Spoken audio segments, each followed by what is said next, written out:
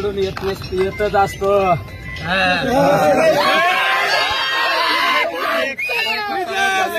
तुमच्याबद्दल अनेक गोष्टी बोलल्या गेल्या. आता आज काय वाटतं त्या अभी कुछ नहीं बोलने का किसी को. जो होगा वही अच्छा ही होगा. नाही ज्याने कुणी काय केलं त्यांना लक लाभ लाभू.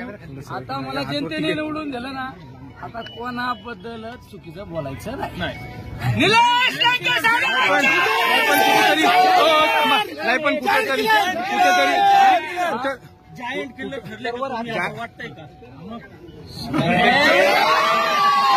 नाही पण कुठेतरी अटीतटीची लढत मानली जात होती. बलाढ्य शक्ती समोर होती.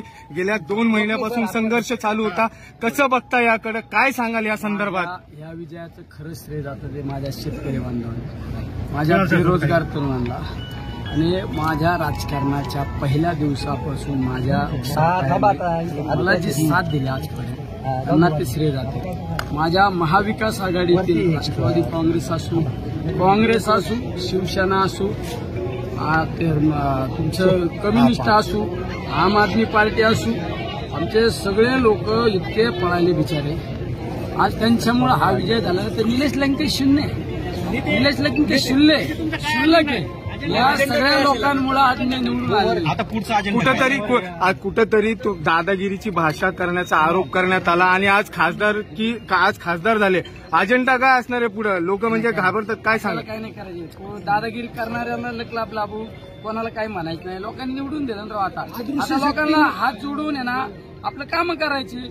चुकल्या देणे वालों का भी भला, न देणे वालों का भी भला. राधाकृष्ण विखे पाटलांनी सांगितलं बाळासाहेब थोरात असतील, अमोल कोल्हे असतील यांनी तुम्हाला पाठिंबा दिलाय आणि कुठेतरी आता अस्तित्वाची विवेक कोल्हे असतील, आता अस्तित्वाची तुमचं अस्तित्व संपणार आहे यापुढे. खऱ्या अर्थाने मला राजकीय जीवनात माझ्या संघर्षात आदरणीय पवार साहेब त्यांनी खऱ्या अर्थाने साथ.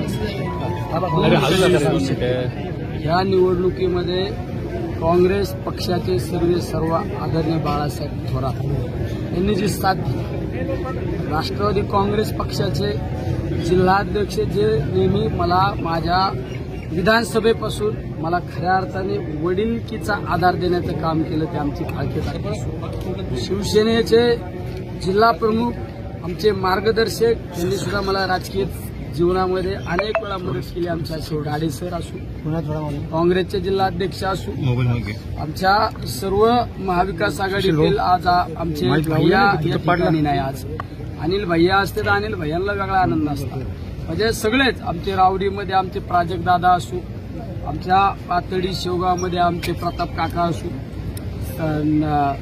कर्जत जामखेडमध्ये आमचे रोहितदादा असू, श्रीगोंद्यामध्ये आमचे खऱ्या अर्थाने राहुल दादांवर इतका दबाव होता. राहुल दादा असू, बाबासाहेब असू, घनश्याम अण्णा असू, इकडं आमचे साजन भैया असू, नगर शहरामध्ये आमचे सगळेच आमचे दादा भाऊ कळमकर असू, आमचे बाळासाहेब बोराटे असू, संभा कदम असू, आमचे भगवानराव फुलसौंदर असू, काँग्रेसचे किरण काळे असू, आमचे युवकांचे आमचा विक्रम भैया खऱ्या अर्थाने विक्रम भैया असू, अभिषेकराव असू, म्हणजे सगळेच आमचे खऱ्या अर्थाने आमचे मुस्लिम समाजातील आमच्या सगळ्या संघटनातले लोक आपले मतभेद बाजूला ठेवून बिचाऱ्यांनी मला खऱ्या अर्थाने इतकी साथ दिली.